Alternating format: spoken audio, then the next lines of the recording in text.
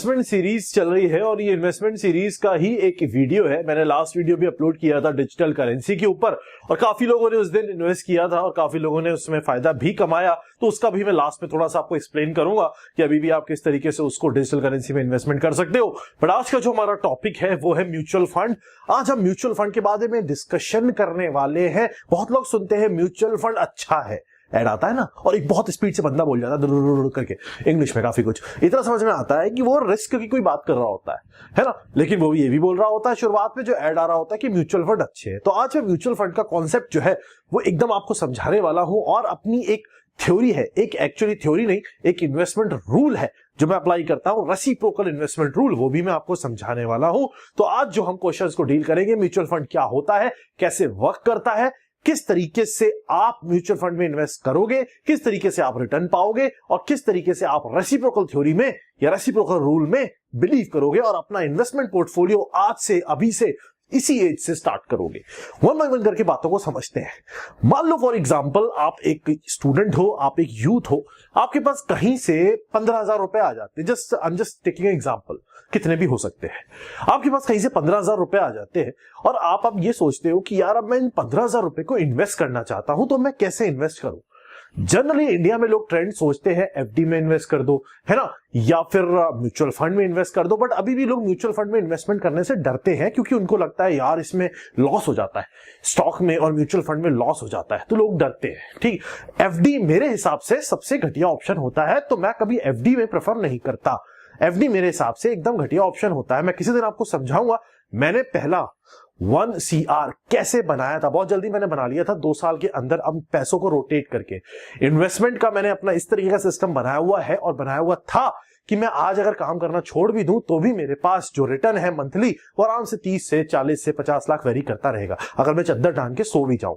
तो आपको मैं जो लास्ट इस वीडियो सीरीज में लास्ट वीडियो बनाऊंगा तो मैं वो समझाऊंगा, वो स्ट्रैटेजी जो मैं यूज करता हूं वो लास्ट वीडियो में सारी चीजों का मिक्सचर आपको समझाऊंगा कैसे आपको अप्लाई करना है। उसमें म्यूचुअल फंड हो गया, प्रॉपर्टी हो गया, सब चीजें आपको समझाऊंगा कैसे आप रिटर्न निकाल सकते हो, जल्दी एज में आप फाइनेंशियली फ्री हो सकते हो।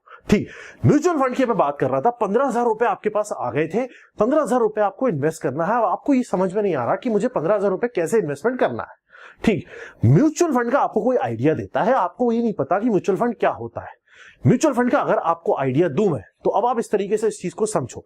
मान लो फॉर एग्जांपल आप ये 15,000 रुपए डालना चाहते हो स्टॉक में या शेयर में, मान लो फॉर एग्जांपल। बट ये 15,000 रुपए जब आप शेयर में डालना चाहते हो तो आपको शेयर की नॉलेज है नहीं, तो आपने क्या किया, एक एक्सपर्ट बंदे से पूछा कि सर एक बात बताओ, एक बहुत ही एक्सपर्ट बंदा है जो बहुत टाइम से इन्वेस्टमेंट कर रहा है ना, उसने काफी इन्वेस्टमेंट में गेन भी किया हुआ, उससे आपने पूछा सर एक बार बताओ मेरे पास 15,000 रुपए है, मैं कैसे इन्वेस्ट करूं। तो उसने कहा एक शेयर आ रहा है जो बहुत अच्छी कंपनी का है बट वो 20,000 रुपए का है, 15,000 रुपए में वो शेयर नहीं ले पाओगे लेकिन वो बहुत अच्छा रिटर्न दे रहा है। तो अब आप सर पकड़ के बैठ जाओगे कि यार 15,000 रुपए मेरे पास, मैं क्या करूं। तो उस केस में जब आप डायरेक्टली शेयर में पैसा नहीं लगा सकते तो अब आप इनडायरेक्टली लगाने का प्रोसेस अपनाते हो जिसको बोलते हैं mutual fund. Mutual fund basic सी लेमन लैंग्वेज में इस तरीके से समझो, ये एक कंपनी है, एक एसेट मैनेजमेंट कंपनी है। ये कंपनी क्या करती है, ये कंपनी 20,000 रुपए का शेयर था तो बहुत अच्छी कंपनी का शेयर था। इस कंपनी ने क्या करना है, इस कंपनी ने बहुत सारे लोगों से जिनके पास 20,000 रुपए के शेयर खरीदने के पैसे नहीं है, आपके पास 15,000 रुपए थे, आपके पास 20,000 रुपए के शेयर खरीदने के पैसे नहीं थे, 5,000 रुपए शॉर्ट था, ऐसे ही बहुत सारे लोग होंगे। ये कंपनी क्या करती है, जो एसेट मैनेजमेंट कंपनी होती है, ये बहुत सारे लोगों से पैसा इकट्ठा करती है और पैसा इकट्ठा करने के बाद मान लो इसने 10-15 लोगों से पैसा इकट्ठा किया और इसके पास हो गया 60,000 रुपए। अलग अलग लोगों से इसने पैसा इकट्ठा किया, 60,000 का पूल बना लिया। अब ये 60,000 में वो अच्छी कंपनी का 3 शेयर खरीद सकता है, 20 के 3 शेयर खरीद सकते हैं। इसने जो पैसा इकट्ठा किया है लेकिन वो अलग अलग लोगों से किया है। मान लो आपने 15,000 रुपए डाल दिया इसमें, किसी ने 5,000 रुपए डाल दिया, किसी ने 10,000 रुपए डाल दिया, किसी ने सिर्फ 1,000 रुपए डाला। इसका मतलब इसने बाकी लोगों से पैसे कलेक्ट करके अपना 60,000 रुपए का पूल बनाया और 3 शेयर खरीद लिए उस कंपनी के। समझ में आ रहा है मैं क्या कह रहा हूं। वो 3 शेयर खरीदने के बाद अब ये जो भी प्रॉफिट कमाएगा, ये जो भी प्रॉफिट कमाएगा, जिस रेशियो में लोगों का उस 60,000 रुपए में कंट्रीब्यूशन होगा, उस रेशियो के हिसाब से ये सबको एक एक यूनिट अलॉट कर देगा, जो म्यूचुअल फंड में आपको यूनिट अलॉट होती है। जिस तरीके से ये प्रॉफिट कमाएगा उस तरीके से कुछ कमीशन रख के बाकी का हर यूनिट में डिस्ट्रीब्यूट कर देगा। जितना पैसा आपने लगाया होगा, आपने 1,000 रुपए लगाया तो 1,000 रुपए के हिसाब से आपका 1,000 रुपए बन गया, 1015 बन गया। किसी ने 10,000 लगाया तो उसका 10,150 बन गया। इस तरीके से हर रेशियो के हिसाब से हर इंसान को जो प्रॉफिट इसने 60,000 में कमाया होगा वो डिस्ट्रीब्यूट कर देगा। समझ में आ रहा है? एक बंदा है, सबसे पैसे कलेक्ट करके बड़ा वाला केक खरीदा इसने, और वो जो केक है जितना जितना कंट्रीब्यूशन सबने किया है, जैसे हम कॉलेज में करते थे ना, उतनी उतनी बड़ी स्लाइस सबको दे रहा है। समझ में आ रहा है? ये फंडा है और ये केक बढ़ता चला जा रहा है। तो जैसे जैसे केक बढ़ता चला जाएगा, ये उसी रेशियो में आपकी स्लाइस का साइज भी बढ़ता चला जाएगा जिस रेशियो में आपने पैसा यहां पे डाला होगा। इतना आपको समझ में आ गया। अब बात आती है कि सर ये जो म्यूचुअल फंड है ये कैसे वर्क कर रहा है, ये समझ में आ गया। अच्छा, ये जो एसेट मैनेजमेंट कंपनी होती है इसके अंदर होते हैं एक्सपर्ट। इनका एक मैनेजर होता है। ये मैनेजर सारे पैसे इकट्ठे करने के बाद ये सेलेक्ट करता है कि इस शेयर को खरीदता हूं, इस शेयर को छोड़ता हूं, इसको खरीदता हूं, इसको छोड़ता हूं। मतलब ये आपकी तरफ से सारी चीजें कर रहा होता है। तो सबसे अच्छी बात क्या होती है म्यूचुअल फंड की? आपको दिमाग नहीं लगाना, आपने पैसा डाल देना है। आपने पैसा डालने के बाद ऑटोमेटिकली वो जो कंपनी है वो आपके बिहाफ पे प्रॉफिट कमाने की कोशिश करेगी। एक बहुत अच्छी लाइन किसी ने बोली थी कि अगर आप इन्वेस्टर हो और आप 10 साल से कम का पीरियड लेके चल रहे हो रिटर्न का, एक्सपेक्टेशन का, तो आप 10 मिनट के लिए भी इन्वेस्टमेंट मत करो। कहने का मतलब यह है, चाहे म्यूचुअल फंड हो चाहे स्टॉक हो, स्टॉक की बात मैं अलग से करूंगा, उसको अलग से आपको समझाऊंगा, उसमें तगड़ा गेम होता है। म्यूचुअल फंड भी बहुत अच्छा गेम है। म्यूचुअल फंड खराब नहीं होता। पहली चीज, म्यूचुअल फंड अच्छा है, सच में बहुत अच्छा है। कुछ चीजें प्रॉब्लम करती है, वो मैं लास्ट में समझाता हूं आपको। म्यूचुअल फंड बहुत अच्छा है अगर आप इसमें पैसे डालते हो और आपका हॉरिजन लॉन्ग है, लंबा हॉरिजन है, तो आप तगड़ा रिटर्न कमा के ले जाओगे। अगर मैं आपको स्लाइड दिखाऊं, दो बहुत इंपॉर्टेंट देखना। यहां पे 1,000 रुपए कोई बंदा लगाता है और वो सिर्फ 10 साल तक लगाता है, तो आप रिटर्न देखो कितना आ रहा है। सिमिलरली यही 1,000 रुपए हर महीने की बता रहा हूं, महीने की एसआईपी बन जाती है। एक एसआईपी आपके अकाउंट से ऑटोमेटिकली डिडक्ट होती रहती है कि भाई 1,000 पर मंथ। यही 1,000 पर मंथ अगर कोई बंदा एसेट मैनेजमेंट कंपनी मतलब म्यूचुअल फंड में, म्यूचुअल फंड एक ग्रुप है, म्यूचुअल फंड मतलब शेयर किया हुआ फंड है, उसमें 1,000 रुपए महीना 10 साल तक डालता है तो इतना रिटर्न आता है। यही सेम बंदा 1,000 रुपए महीना 35 साल तक डालता है तो देखो कितना करोड़ों में गेम हो गया। इसका मतलब क्या है? इसका मतलब यह है ये टाइम का खेल है। म्यूचुअल फंड में कभी भी लॉन्ग टर्म होरिजन में लॉस नहीं होता। मैंने पैसा लगाया है म्यूचुअल फंड में अच्छा खासा। कोरोना के टाइम पे मार्केट क्रैश कर गया। अब मेरी बहुत इंपॉर्टेंट कॉन्सेप्ट को समझो। जब मार्केट क्रैश करता है तो जो आम जनता होती है, जो आम इन्वेस्टर होता है, आप और मैं जैसे, हम लोग घबरा जाते हैं क्योंकि हमारा जो पैसा होता है म्यूचुअल फंड में लगा हुआ वो हमें बहुत गिरा हुआ दिखता है। मान लो आपने 10,000 लगाया था और आपने जब देखा मार्केट क्रैश हुआ कोरोना में तो वो 3,000 हो गया, आपको 7,000 का सर लॉस हो गया मेरे को। यहां पे एक नॉर्मल लेमन इंसान जिसको नॉलेज नहीं है वो क्या करता है? वो फटाफट अपना जो पैसा बचा हुआ है वो निकाल लेता है, वो पैसा बचा हुआ निकाल लेता है। बट यहां पे एक बहुत इंपॉर्टेंट चीज समझने वाली है, वो जो एसेट मैनेजमेंट कंपनी में मैनेजर बैठा है, जो मैनेजर शेयर पिक कर रहा है, शेयर पिक कर रहा है का मतलब म्यूचुअल फंड अलग अलग जगह लगता है। कुछ इक्विटी में लगता है जो शेयर होता है, शेयर वोलेटाइल होता है, चेंज होता रहता है। कुछ लगता है ऐसे मान लो डेब्ट फंड में, डेब्ट फंड मतलब बॉन्ड होते हैं, वो फिक्स फंड होते हैं, इंटरेस्ट उसमें 6 से 7% का मान सकते हो, रिस्क कम होता है। इक्विटी में जो पैसा लगता है म्यूचुअल फंड का, इक्विटी में जो लगता है उस पर रिस्क ज्यादा होता है, लेकिन इंटरेस्ट अगर मैं आपको बोलूं तो आपको आराम से 15%, 16%, 20-20, 22% तक मिल जाता है। तो लॉन्ग टर्म में रिस्क कम ही होता है। ऐसे मान लो 99.9% आप इंटरेस्ट कमा के ही जाओगे, ये 100% श्योरिटी है।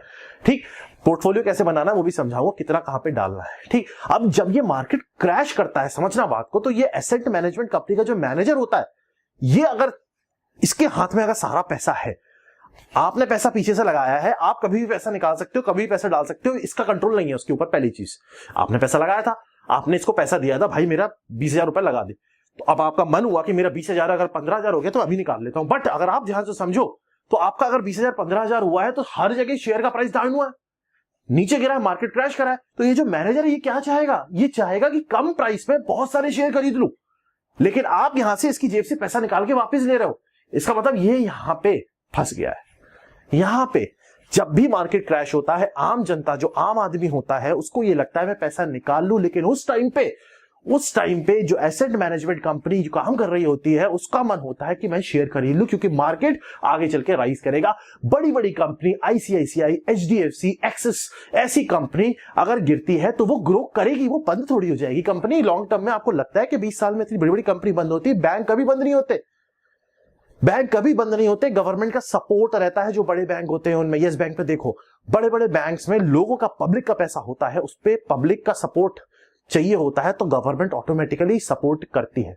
इस चीज को समझो। और मैं ये नहीं कह रहा कि सिर्फ बैंक की बात है, बहुत बड़ी बड़ी कंपनीज है जिनके शेयर और म्यूचुअल फंड में आप मतलब इक्विटी में आप इन्वेस्ट कर सकते हो, और आपको तो कुछ करना नहीं म्यूचुअल फंड में, है ना। आपको तो क्या करना, आपको तो पैसा डाल देना। हमारे इंडिया के अंदर लोगों के अंदर अवेयरनेस नहीं है, लोगों के अंदर लोगों को पता ही नहीं है, इसलिए लोग घबराते हैं। वही अगर बाहर जाओगे इंडिया के बाहर तो बच्चा बच्चा पैसा लगा रहा है। मतलब अगर आप 20 साल की एज से पैसा लगाना शुरू करते हो ना, सिर्फ 1000 रुपए, तो आप 2-2, 2.5 करोड़ तक पहुंच जाओगे। और वही अगर आप 4-4, 5-5 हजार रुपए लगाते हो तो आप इमेजिन नहीं कर सकते आप कितना लंबा गेम खेल जाओगे 30-40 साल के अंदर। और ये मत सोचो सर 30 साल का किसने देखा, बेटा जब बूढ़े हो जाओगे ना तब 30 साल का किसने देखा समझ में आएगा।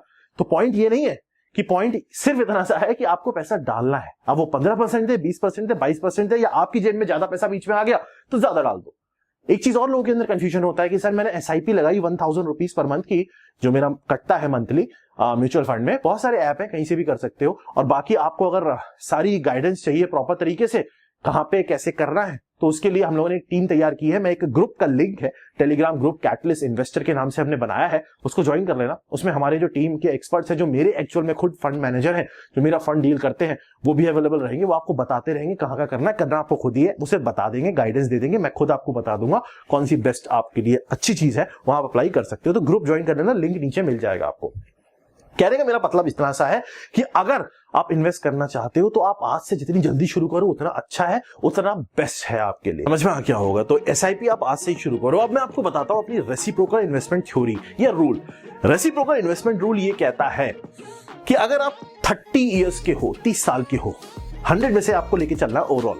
अगर आप 30 ईयर्स के हो तो 70% of your regular monthly income should be invested in stocks, share, mutual fund.